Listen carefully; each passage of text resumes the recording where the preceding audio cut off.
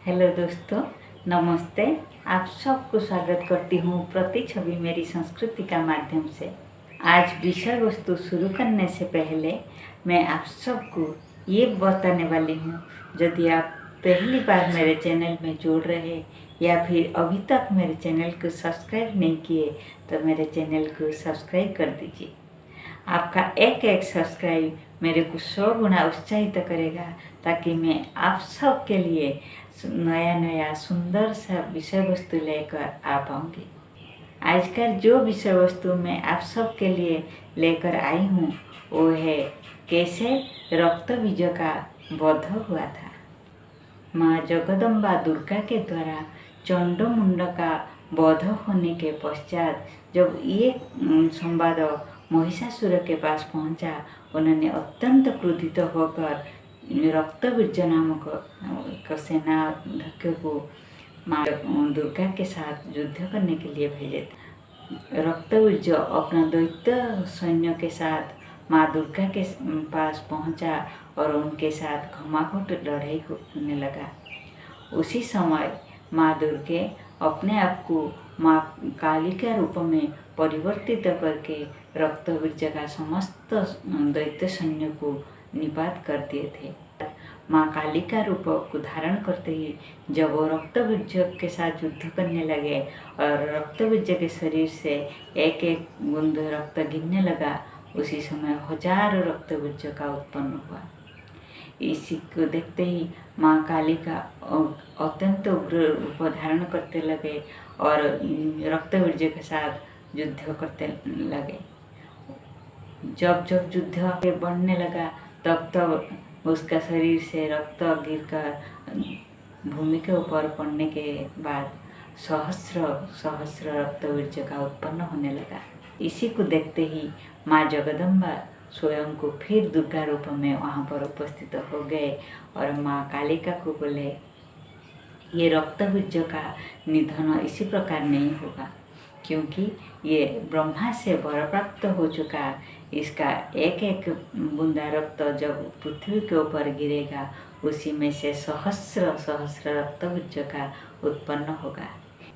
इसी कारण से तुम जितने बार उसको क्षति पहुंचाओगे, उसका रक्त गिरने लगेगा, उसी हिसाब से रक्तबीज का संख्या बढ़ने लगेगा। अपना हाथों में खरपर लेकर मेरे साथ चलो, मैं रक्तबीज के साथ युद्ध करूंगी। जब रक्तबीज के शरीर से एक एक बूंदा रक्त गिरने लगेगा, उसी समय तुम अपना खरपर से उसी रक्त को लेकर पीने लगोगे। जब रक्तबीज का शरीर से संपूर्ण रक्त समाप्त हो जाएगा, तब रक्तबीज का मृत्यु संभव होगा। माँ दुर्गा रक्तबीज के साथ युद्ध करने लगे और माँ काली अपने हाथ में खड्ग और खरपर को धारण करते ही माँ दुर्गा के साथ चलने लगे। जब जब माँ दुर्गा के साथ रक्तबीज का युद्ध हुआ और उसका शरीर से रक्त गिरने लगा, माँ कालिका अपना खरपर से उसी रक्त को लेकर पीने लगे। रक्त को पीते पीते जब उसका संपूर्ण रक्त समाप्ति हो गया, उसके पश्चात रक्तबीज का वध माँ दुर्गा के हाथ से हो गया था। माँ दुर्गा का मन शांत हो गया और वो प्रसन्नता लाभ किए। किंतु उसी समय माँ कालिका रक्तपान करते करते अपने आप को संपूर्ण भावे अवचेतन मन में पहुँच गए थे और स्वयं को खो बैठे थे। उसी समय वो भयंकर कराल विकटाल बदन को धारण कर चुके थे और उनको सिर्फ रक्त चाहिए, दानव का माथा चाहिए, ये आवाज़ करते ही आगे चलने लगे थे। माँ कालिका ये विकटाल कराल स्वरूप को माँ जगदम्बा दुर्गा के द्वारा नियंत्रण नहीं हो पाया।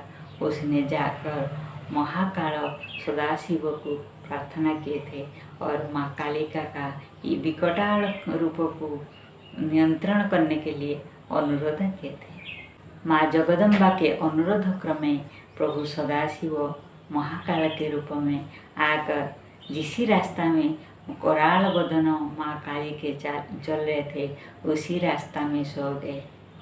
जब माँ काली अवचेतन मन से आगे आगे चल रहे थे, उसी समय उनका पाद सदाशिव शंकर के ऊपर पड़ा। तब उनका अवचेतन मन चेतन मन को प्राप्त हुआ था और उन्होंने देखे वो स्वयं सदाशिव के ऊपर अपना पाँव रख चुके हैं।